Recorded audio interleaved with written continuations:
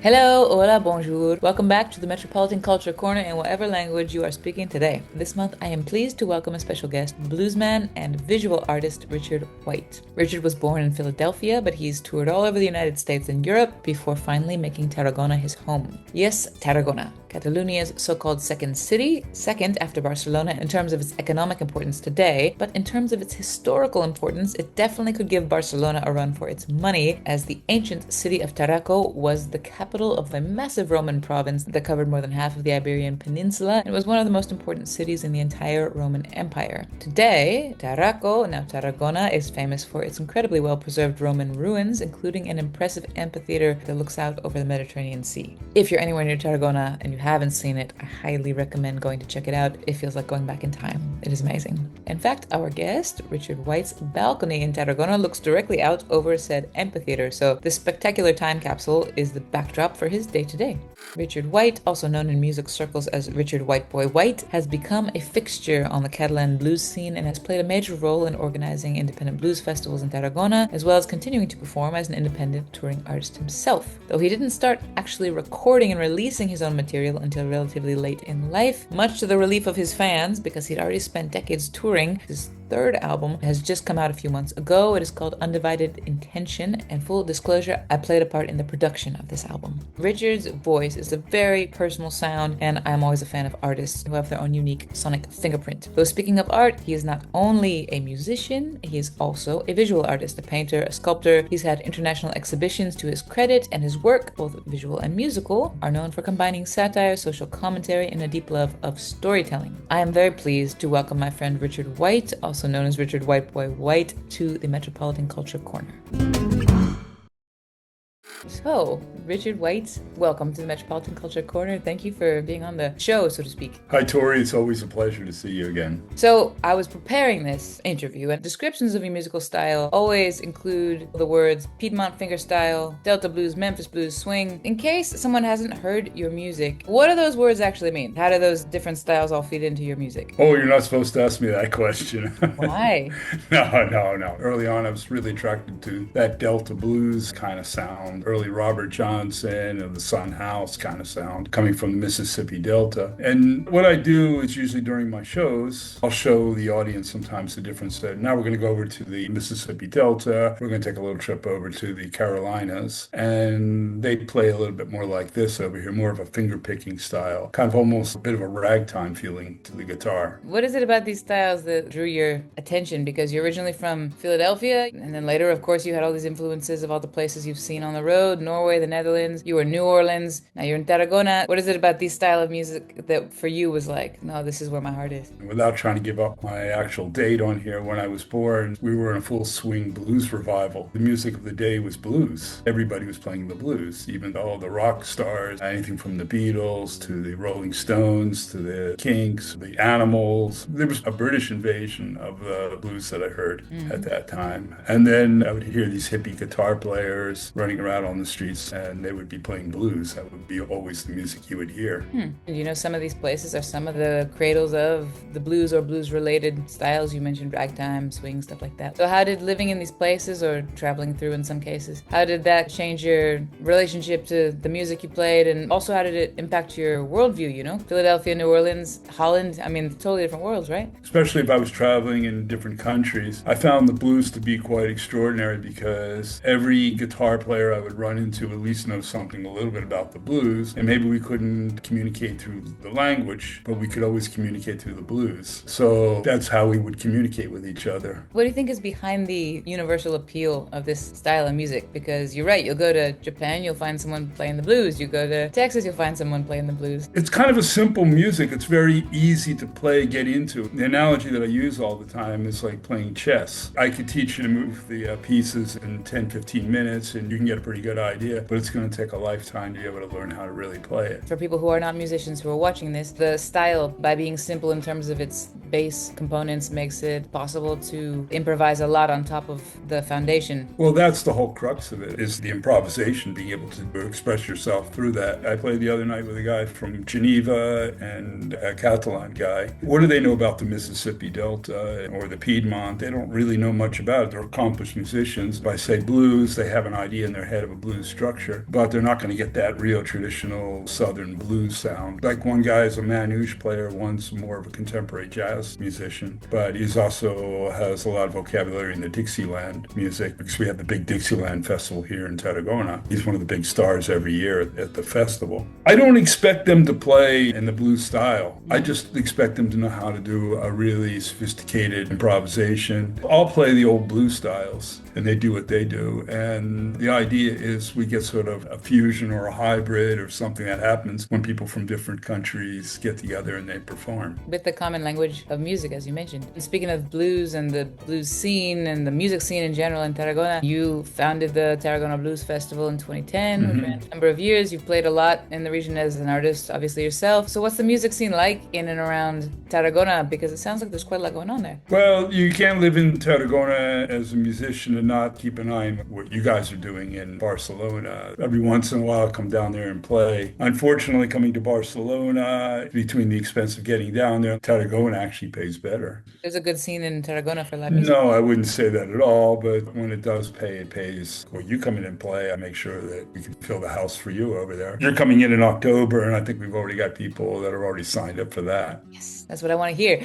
Like, this is a good segue into something I wanted to mention. Like I said, you've organized this independent blues festival. You and your brother JJ organized the Studio 23 concerts in his art studio. I mean, these independent concerts, these independent festivals, these days, as you know, there's fewer and fewer music venues in the world. I mean, not only locally. So why are these independent festivals and these independent venues and these pop-up venues, what do they bring to the community? Why are they important? You saw with your own eyes, people are incredibly grateful for these concerts. It's going back to a time when the music was the real thing, unbelievably authentic. We keep a high level of musicians in there because it's like, hey, if we're going to ask you to come out to a concert, we're going to give you something that's going to be pretty damn good. It's something you just don't get anymore. And the audience really gets all excited about the musicians that come out. So for us, this is a gigantic privilege. It's not about the money. It's about being able to keep up something cultural in the town of Tarragona, where every day, just like Barcelona, there are fewer venues. As I'm listening to you talk, I'm imagining like the children going to a museum someday and seeing like a picture of a folk club and being like, wow, they used to do that. Because there's fewer and fewer places to have this upfront and personal experience, right? But it seems like in an age of digital everything, you're one of the most dedicated to analog concepts musicians that I've ever seen. Even your guitars, you have this collection of really cool old guitars, old instruments, old banjos. How much does that play into your organic sound that you try to create when you're playing? The instrument is extremely important. People see it when you walk on stage. People, they eat with their eyes first. I mean, that's a good point, because when I've seen you play, you wear a suit, you look old school, and then your sound is old school, even though it's very much yours. I had a conversation the other day with someone who said, well, if the music's good, it doesn't matter what you look like. So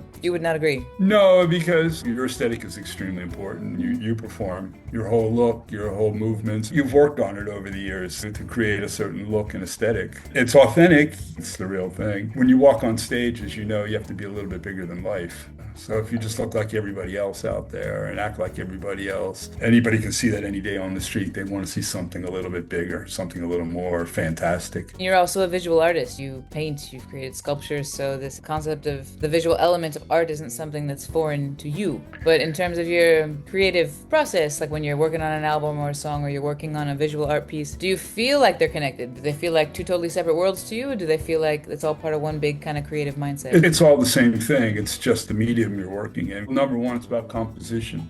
Composition could be a song composition, but you can also apply it to a concert. A concert's a composition. It's not just a bunch of songs. Everything's put together in a certain way. The pacing, just like you would do if you're writing a book, like which I'm working on right now. There's a lot of factors to composition. How it begins, what's the center of attraction, where's this going, what kind of storytelling are you doing, what was the takeaway at the end of your show? All the stuff you just mentioned. Do you feel like that's a philosophy that's just kind of grown over the years based on your experiences, or was there somebody, a visual artist, a musician, somebody in your life who really helped you find your way and really shaped your view of how you put together a show, how you put together a painting? All the above. That's how I would answer that. I mean, I've had mentors and people have really helped me along. I was kicking these ideas, these concepts around. When I saw my next door neighbor, who was just absolutely this killer painter, he was really prolific. And plus, he also had a gigantic art collection, and he must have bought at least 100 works of mine at one point. Is this a name that we would know? Was this in New Orleans? Was this in... This was in Mallorca, a man by the name of George Sheridan and his wife, Cecily. George is no longer with us, but he's still with me. He's still giving me a kick in the ass sometimes. There's a guitar player named Dave Harris that you've mentioned that you studied with. Yes, of course. Yeah, another one of my mentors. What did you get from him specifically? Because I know that he was a big deal in terms of your development as an artist. Well, I had absolutely no direction. I was just fumbling around on the guitar. I would kind of hear things and try to copy them. You put on the record and you play it back. There were vinyl records back then, believe it or not. You would listen to it, and that's how you learned them. There was none of this YouTube stuff that you have today. So he actually sat down with me, and I studied with him for a while, and we became really good friends along the way. So it wasn't just a matter of taking guitar lessons. It was actually a whole lifestyle on how he thought about things and how he performed his music and how he composed or interpreted pieces. Now that there is all this technology, like we're talking right now through two different screens, but do you feel like that's helped music? I know this is a very big question, but do you feel like this has helped? Do you feel like it's hurt? You feel like it's some of one, some of the other, in terms of how people relate to music as an audience member, but also how you learn music as a musician? That's a really tough question, and it's a really complicated one. How long is this program going on for? Yeah, I know, but I know that you also have a cerebral mind, so I figured I would take advantage of the moment. I'm kind of battling with it a little bit right now on a certain level, because I've been writing this book, and it's a collection of short stories, kind of like Twilight Zone or Black Mirror stories. I have no problem coming up with ideas and being able to lay out a basic sketch for the stories. That's the easy part. Now I got to write about it in a coherent manner. And my writing skills only take me so far. Visual artist, more of a musician. So I was getting a little bit of help from ChatGPT. That's, in some ways, that's the enemy out there. But it's a very ambivalent enemy, because it's been helping me like crazy. I don't let it write my own story, but it's something I can throw stuff off of. It gives me some ideas and things to look for in there. And I'm like, wow, man, that's the technology you would have never had a few years ago. And it's helped me craft a story that's way above my own level. And my brother JJ has been like, yeah, but you can't do that. You just got to write it on your own for whatever it is. I'm like, yeah, I'm going to try to publish a story that's just okay. The devil's advocate question in that case, didn't people do that before ChatGPT and stuff? People had editors and friends, writer friends, and people who gave them feedback, and you work on it until you think it's good enough to publish. You don't think that could be accomplished without the AI and the ChatGPT? Of course it can. And I even used that as my argument with him. I said, hey, people have been doing this through history. I mean, when you write a story, you don't write it by yourself. There's editors and people out there helping you along the way. And hey, my last record album book you helped me with. You were my ChatGPT. Yeah, and I was very happy to be a part of that production, by the way, and I do want to ask you about it. But I think that this concept, because nowadays, AI is kind of everywhere, and everyone has very different feelings about it. So it's interesting to hear your take on it, because I actually would have thought you would have been against it, because you're always so hardcore analog guys. I am, and I'm not at the same time. Believe me, I'm very ambivalent about it. I keep asking myself every day, like, am I doing the right thing, or am I siding with the enemy here? The bottom line is, if you look at my painting and my artwork, and I was taking the technology of the day, the digital imagery that you were able to pull off of the internet. I'm talking about almost 20 years ago. I was doing that when we all had access to the internet and an unlimited amount of imagery and text that you could use. And I would grab all of it. I was combining this digital imagery with the paint, and I developed a way of actually integrating that imagery directly into the paint without actually using collage. And so it's kind of been a way of working from the beginning then. Plus, go back to 20th century use of collage, going all the way back to the Russians and in the beginning of the 20th century, they were putting images in there, just stuff that was already available. It's just the latest evolution is this AI, and we're all scared of it. Believe me, I think we should be scared of it. Why are you scared of it? It's something that seems to be helping you. There's a good side and always a bad side to everything. And it's so easy to become lazy and let it write the story for me.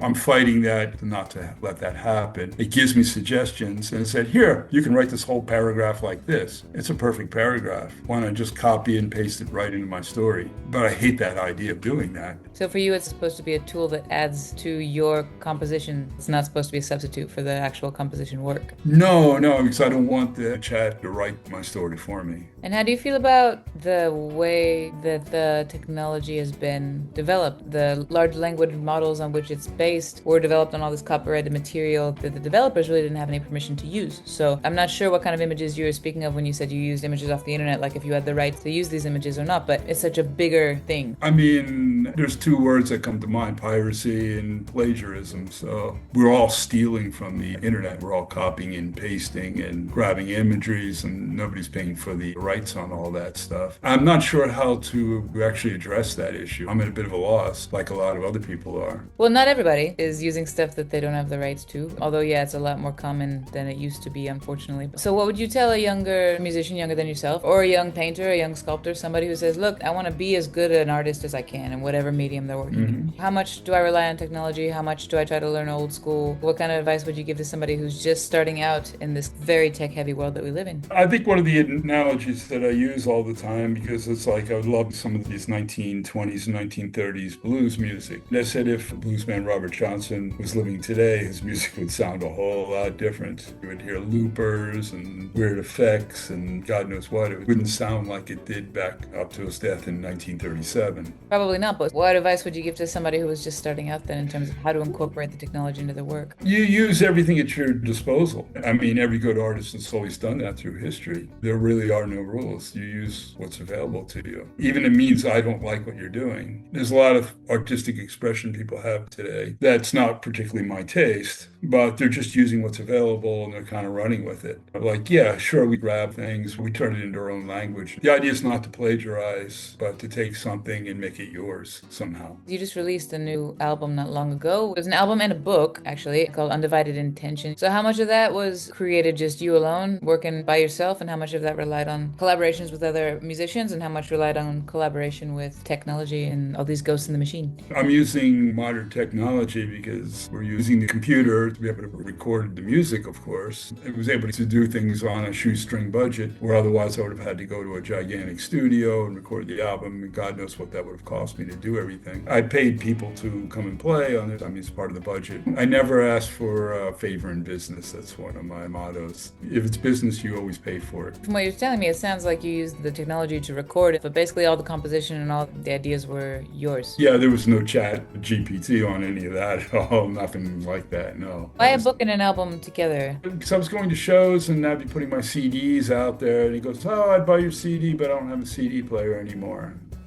They said, what if I create a book and put a QR code in there and use the book as kind of like liner notes, as if it were the albums from the 1960s or 1970s, and you've got all the pages you want to explain whatever story you want. And I initially wrote about 120 pages of material and cut it down to about half of that. That's quite an interesting combination of all the stuff we just talked about, right? Tech stuff like QR codes, and then this very, very old school analog approach. So you got vinyls, you got MP3s, you got CDs, you've got QR codes, you got streaming. It's quite a bit to keep up with mentally. How are you supposed to reproduce in the exact quantity, in the exact format that people want? It's kind of a lot to think about as an independent artist. Where do you find your biggest source of revenue comes from, or your biggest source of connecting with your audience? The best for me is actually live concerts. I use a little bit of the social networks, but I don't really want that to be the crux of how I move my product. And that's what I like the best, to play live. To see real people in real seats? Yeah, and you can talk to them after the show, and people come up, ask questions, and sometimes they buy your album.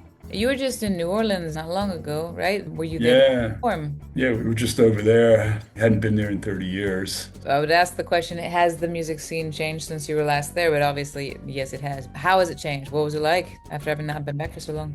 In some ways, it's kind of bigger than ever there. That's good to hear. It was alive and well, everything I saw. In fact, I think what happened, I could be wrong, this was just my take on it, that after Katrina, people saw what they were just about ready to lose over there, and they came back with a vengeance. So we saw a lot of live music, and you didn't have to go very far to see it. We take a walk down Frenchman Street over there, the music blasting out of the clubs, the bands playing on the streets. You were just running into one band right after the other. Nice to hear that some cities are still supporting live music out there in the world. And obviously the US is in the news a lot for all the wrong reasons lately. And I know that your art, your music, it always has a social commentary angle to it, or satire. So did your trip inspire anything new when it comes to your future projects or this book that you're working on? I'm trying to back off a little from that right now because that starts affecting your health after a while, watching all that. But as far as artistically speaking, I would say it was nice to get back to a place like New Orleans and just hearing that New Orleans sound, hearing it in its environment and getting that feel for it again. You can play it over here in Spain, it's just not the same thing. How they treat the timing and the rhythm. It's not about playing it correct for them, it's about playing it right. They're not all perfectly in time with each other, everything kind of flows. It's more about your attitude and how you work them and everything. And you're having a good time and everybody's enjoying it. Because we're not making a lot of money with the music today, so you better enjoy it. If you really want to make money, there's other things you can do. I know you've been on the radio, I know you've done TV, and you're releasing albums, you're touring in other countries. And when you say, yeah, why else would you do it? It's not for the money. I'm pretty sure that's not the perception that people have of you when they see you like releasing records and stuff. I mean, there's the reason we do it. The money's only a part of it. If it was about the money, we wouldn't be in this profession.